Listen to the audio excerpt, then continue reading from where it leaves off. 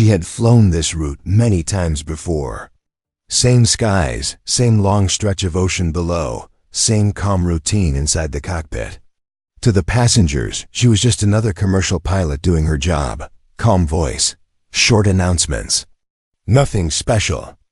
No one on board knew anything about her past, and that was exactly how she wanted it. The flight took off smoothly.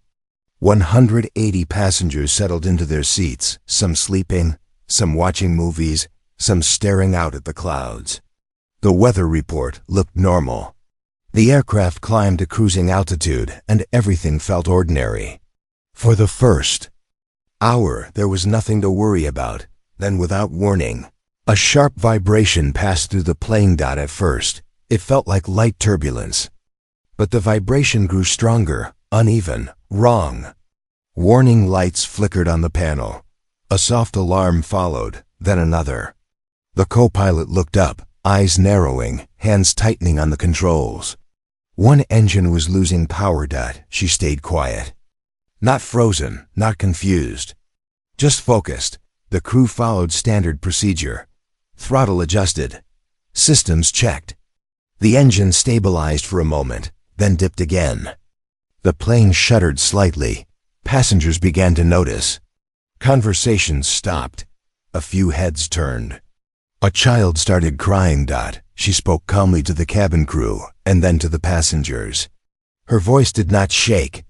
She told them there was a technical issue and asked everyone to remain seated. She did not say emergency.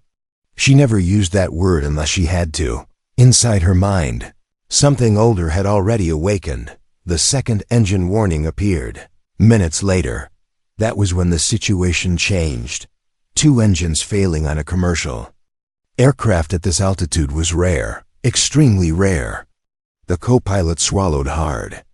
Air traffic control came through the radio, voices suddenly alert, asking for confirmation, asking for details. She answered clearly, without rushing. She listed the problems one by one. Fuel flow unstable. Engine response delayed. Unknown cause. The aircraft began to lose altitude slowly. She disengaged. Autopilot. Her hands moved with confidence that came from somewhere deeper than airline training. Manuals. She adjusted pitch, balanced the controls, and calculated distance in her head. Nearest safe airport was far. Too far if both engines failed completely. She did not panic. Panic wastes time. Air traffic control asked if she wanted to declare a full emergency. She paused for half a second. Then she said yes. That single word changed everything. Radar systems tracked the aircraft more closely. Military airspace nearby was alerted automatically. What no one on that frequency expected was what happened. Next, a new voice came through the radio. Calm, firm, military. Unidentified commercial flight. This is air defense. We are tracking your descent. She replied, professional as always, confirming her position and status. Then there was a brief silence, and then the voice returned. Different now. Confirm your call sign. Her fingers tightened slightly around the controls. For years she had not used that call sign. It belonged to another life. Another cockpit. Another version of herself she had left behind. She gave her civilian flight number instead. There was a pause again. Longer this time. Then the military voice spoke slowly, carefully. That is not the call sign we have on record. The co-pilot looked at her, confused. She kept flying. The aircraft shook again. One engine surged, then dropped almost to nothing. Altitude warning sounded. The ocean below looked closer now. Inside the cabin, passengers could feel it. The quiet fear spread. People gripped armrests. Some whispered prayers. Flight attendants moved quickly, but gently, helping where they could. She focused on one thing only. Keeping the wings level. Another voice joined the radio channel. Then another. 2 fast-moving aircraft appeared on radar, closing in fast. They were not commercial. They were escorts, F-22 fighter jets. The co-pilot stared at the screen, disbelief clear on his face. Why would they Before he could finish, one of the fighter pilots spoke, and this time, they did not ask. They said her call sign, the one she had not heard spoken aloud in years. The cockpit went silent. She did not answer. Right away. Not because she was shocked, but because she was choosing carefully. The past had a way of pulling you back when you least expected it. The fighter pilot spoke again. Respectful, steady. We know it's you. We're with you now. The aircraft trembled, but she held it steady. Her breathing remained slow. Measured. She finally replied, voice calm, giving no hint of what she was feeling. Escort confirmed. Below them, the ocean waited. Ahead, the sky narrowed. Around them, the world had just realized that the woman flying this damaged plane was not just a commercial pilot. And the 180 lives behind her depended on everything she once was. The fighters moved into position, one on each side of the aircraft. From the cockpit window, their sharp shapes cut through the clouds like guardians. For the passengers, they were just flashes of gray and sudden shadows. For her, they were familiar in a way she had tried to forget. Air traffic control cleared. The sky around them, commercial planes were redirected. Radios stayed busy, but her cockpit felt strangely quiet. The alarms were still there, blinking, beeping, reminding her that time was limited. One engine was barely alive. The other was unpredictable. She adjusted the controls again, easing the nose up just enough to slow the descent without stalling. Her movements were smooth, almost gentle, as if she were calming a living thing instead of flying metal through the air. The co-pilot finally spoke. His voice was low. They used your call sign. How do they know you? She did not look at him. Focus on the checklist, she said. Not cold, not rude. Just firm. He nodded and went back to work, but the question stayed in the air. On the radio, one of the F-22 pilots spoke again, this time only to her. The tone was different now. Not command. Not curiosity. Respect. We're seeing your engine data from our side. You're handling it well. She allowed herself a small breath out. I've had worse, she replied. That single sentence confirmed everything. The fighter pilot did not push. He did not ask about the past. He gave information instead. Wind. Conditions ahead. A narrow window forming between two weather systems. A military runway within reach if they could hold altitude just a little longer. She calculated fast. Fuel, weight, speed, angle.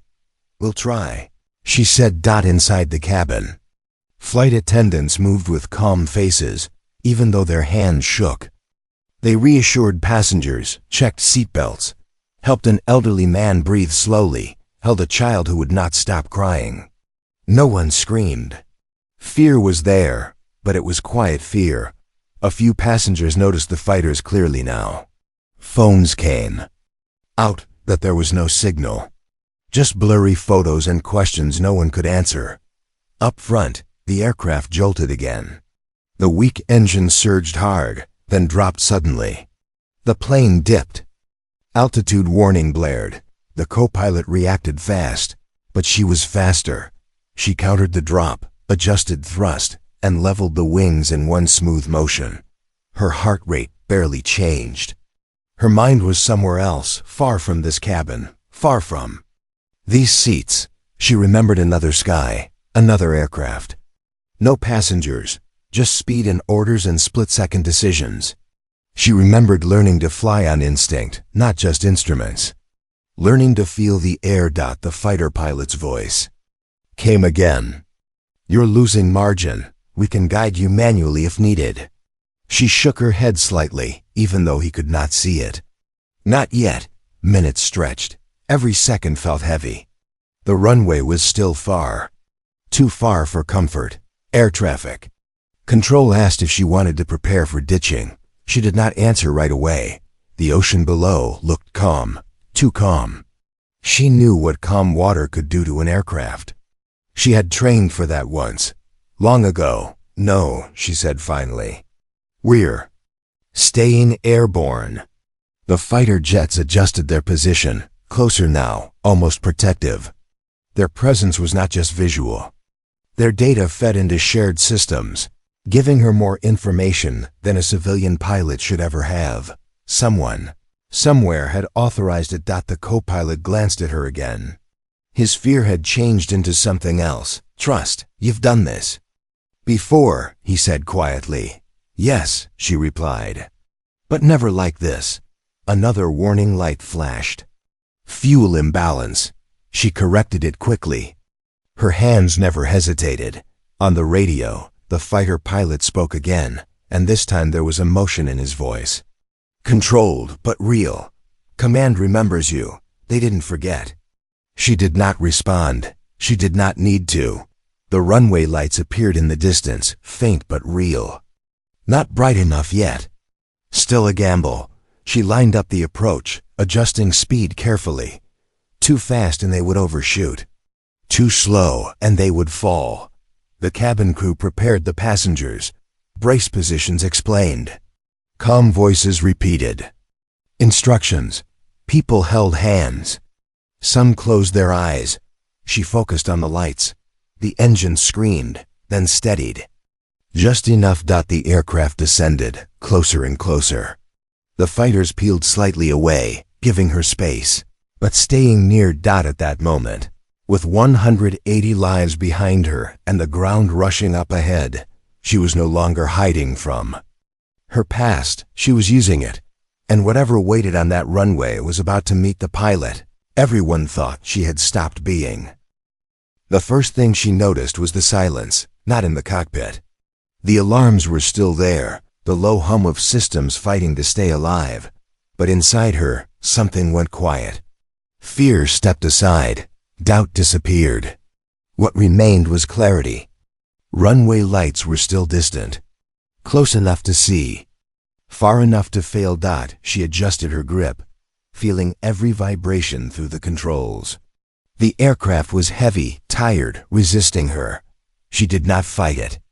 She worked with it, the way she once learned to work with faster, sharper machines. Fighter jets moved again, one slightly ahead, one slightly behind. They were shaping the air for her, cutting wind, reducing turbulence. It was subtle, but she felt the difference. The lead fighter spoke softly. "We're with you, all the way," she nodded once. Understood. Air traffic control faded into the background. Instructions became suggestions. She was flying by judgment now, not protocol. A sudden crosswind pushed the aircraft sideways. The nose drifted off centerline. The co-pilot reacted, but she was already correcting, using rudder and roll together, smooth and precise. The aircraft responded slowly, but it responded. In the cabin, the passengers felt the shift. Some gasped. A few cried out. Then the plane steadied again. One of the flight attendants whispered into the intercom, telling everyone to stay calm. Her voice trembled, but she kept going. The co-pilot watched her hands. He had flown with hundreds of captains.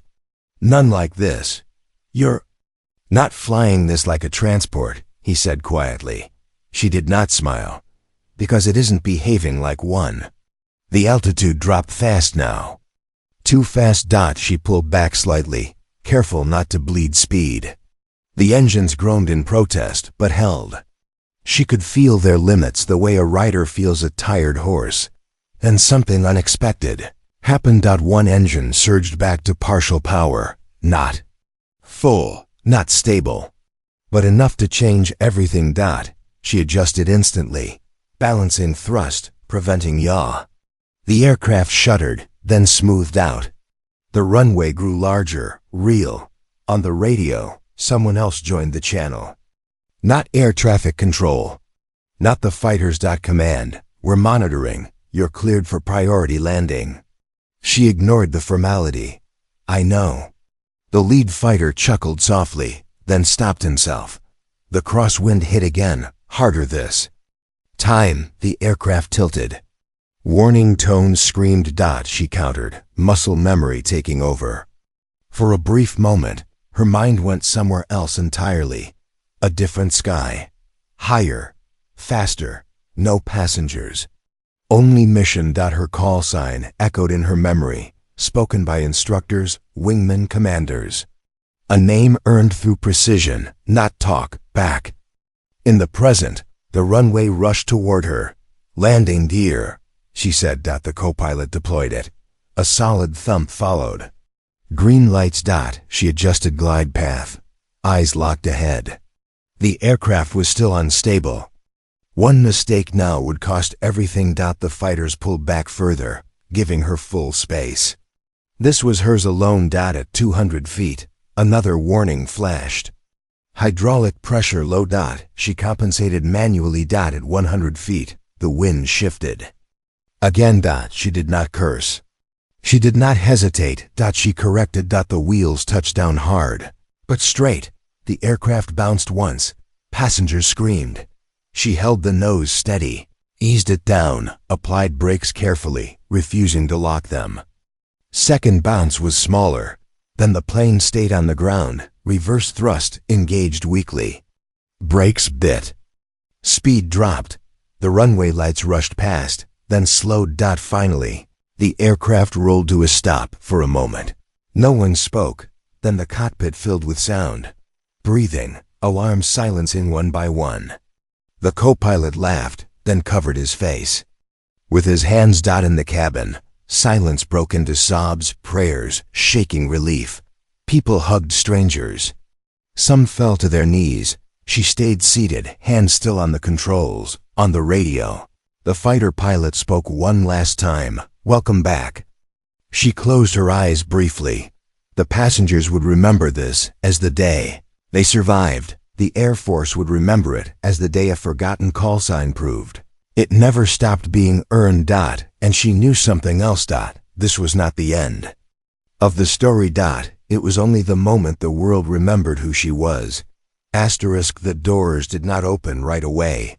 Outside the aircraft, emergency vehicles surrounded the plane. Lights flashed against the metal body. Fire crews stood ready, but there was no fire, just heat, stress, aftermath. Inside, the passengers waited in stunned silence. Some were crying softly. Some were laughing in disbelief. A few stared straight ahead, still gripping their seats as if the ground might disappear again. She remained in the cockpit, completing shutdown procedures with slow, careful movements. Only when every system was safe did she finally remove her hands from the controls. They felt heavier now. The co-pilot looked at her, eyes red. "You saved them," he said. She shook her head slightly. "We landed." That was all she allowed herself. A knock came at the cockpit door. Not the cabin crew. Security. Then another voice followed, calm and familiar. Military. She stood up slowly. Her legs felt steady, but something in her chest tightened. She had known this moment would come the second the fighters spoke her call sign. When the door opened, two uniformed officers stood there. Their posture was respectful. No weapons raised, no urgency. One of them spoke first.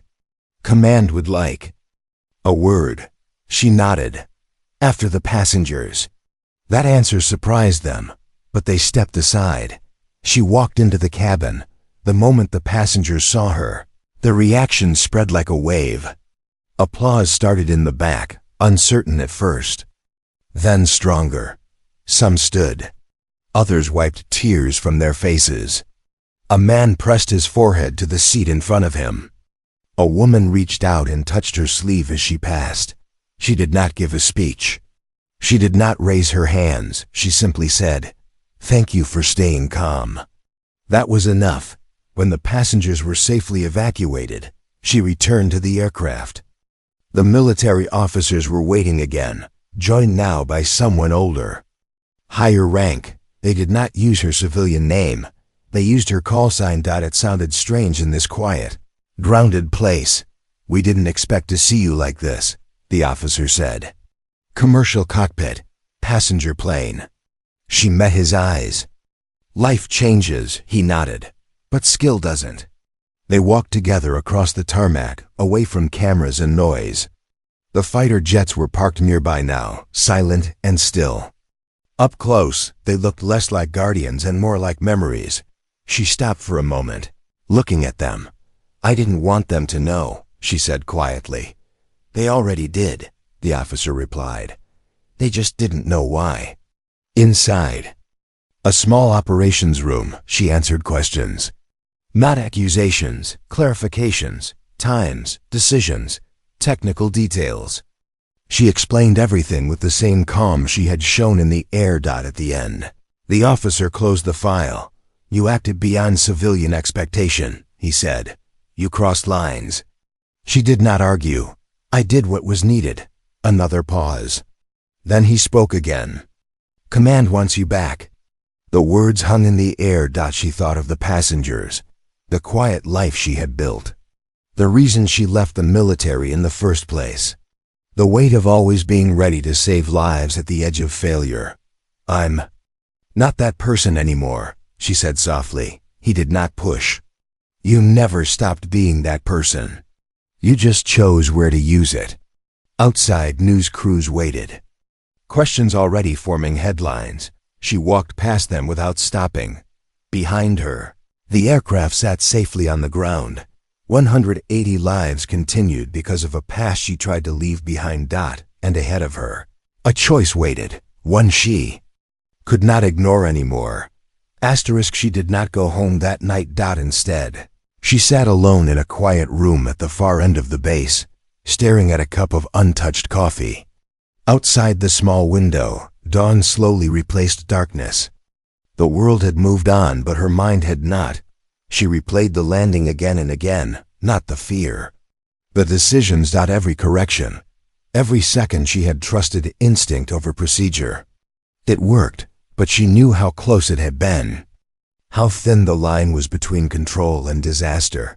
A soft knock broke the silence. This time, it was not command. It was one of the fighter pilots. He did not wear his helmet now. Just a flight suit and a tired smile. "They're calling you a miracle," he said, leaning against the doorframe. She looked up briefly. "Miracles don't follow physics." He nodded. "Skill does." They sat in silence for a moment.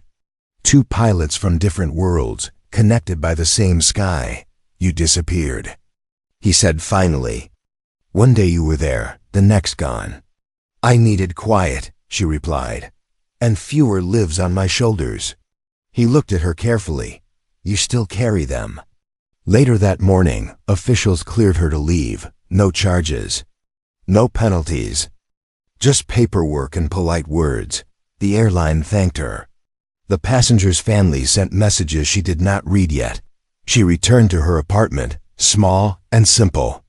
The place she chose because it had no reminders, no photos, no trophies. She turned on the television by accident. Her face was everywhere.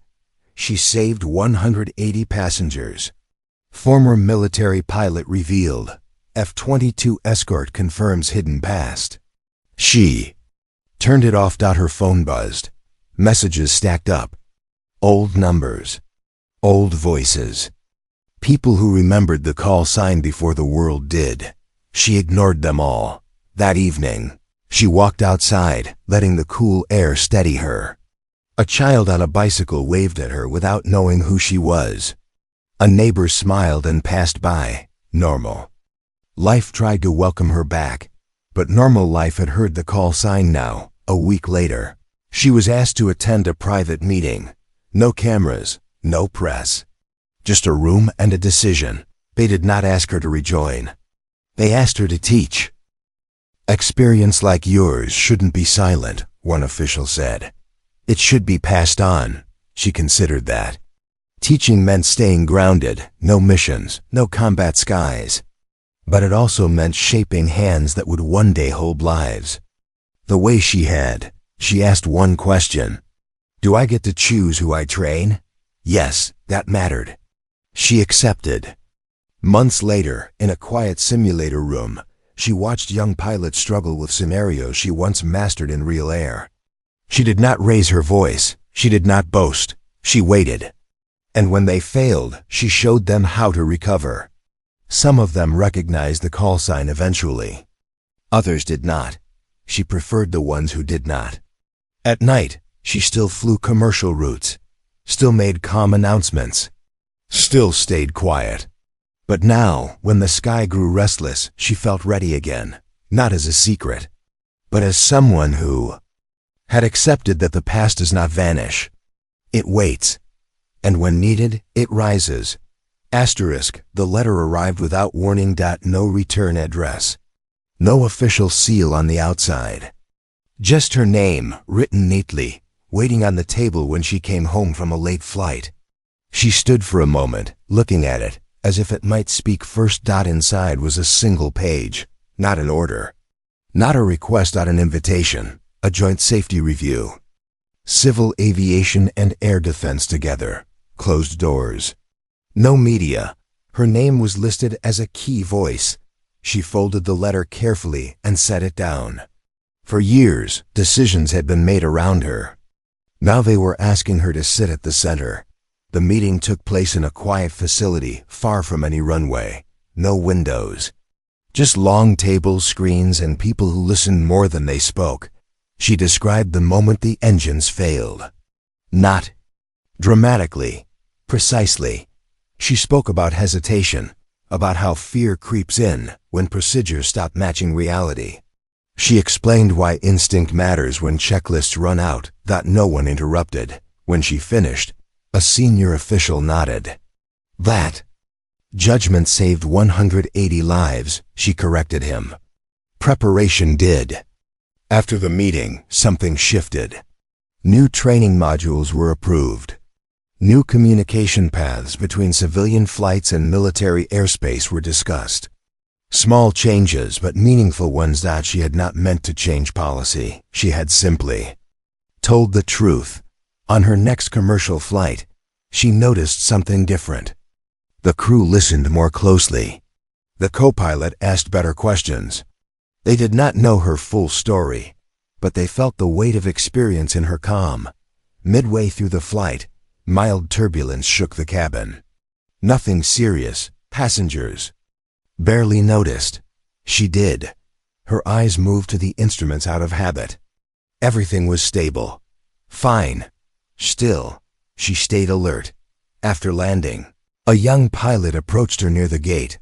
Nervous, respectful. "I was in one of your simulator sessions," he said. "I froze, you didn't." She remembered him, quiet, careful, afraid of mistakes. "You froze because you wanted to be perfect," she replied. "Next time, focus on being useful." He nodded, understanding more than the words. That night, she stood on her balcony, watching aircraft lights cross the dark sky. Each one carried lives, stories. Trust. Her phone buzzed again. A message from the fighter pilot who escorted her that day. "They still talk about that landing," she replied with a single line. "So do I." There were still days when the past felt heavy. Days when she wondered if she had escaped one role only to create another. But she no longer resisted it. She had become something rare. A bridge. Between silence and action. Between civilian calm and military precision. The call sign was no longer a secret, whispered over radios. It was a reminder. And the sky, vast and unforgiving, was safer because she chose to answer it without needing to be asked. Asterisk, the call came during a routine night flight, cruising altitude, clear skies. Passengers asleep. The kind of flight pilots hope will pass unnoticed. She had just finished a quiet check of the instruments when the radio crackled with a tone she had not heard in a long time. Not emergency. Priority. She listened carefully as air traffic control spoke. Another aircraft, different route. Different crew, multiple system failures, confusion in the cockpit. Panic in the voice. They were asking for help, not because of rank, not because of the call sign, because she was there. She responded calmly, relaying clear steps, translating chaos into simple actions. She spoke the way she always had, slow, steady, human. She stayed on the frequency until the other aircraft stabilized and diverted safely. When it was over, there was no applause. No fighters. No headlines, just silence again. She leaned back, slightly, letting the moment pass. This time, she felt no pull toward the past, no weight, no fear. Only purpose. After landing, she walked through the terminal like any other pilot. People passed her without knowing. She preferred it that way. Outside, the sky was beginning to lighten. Another day. Another set of flights preparing to rise. Her phone buzzed with a final message from command. Short, respectful. Thank you for staying available. She did not reply. She did not need to. She had learned something important since that day, when 180 lives depended on her hands. Being known was never the goal. Being ready was. She continued flying, continued teaching, continued speaking when needed and staying silent when not. Some stories fade. Others turn into lessons. Hers became both. And somewhere above the clouds, when pilots hear a calm voice guide them through the impossible, they do not think about call signs or history. They think about landing safely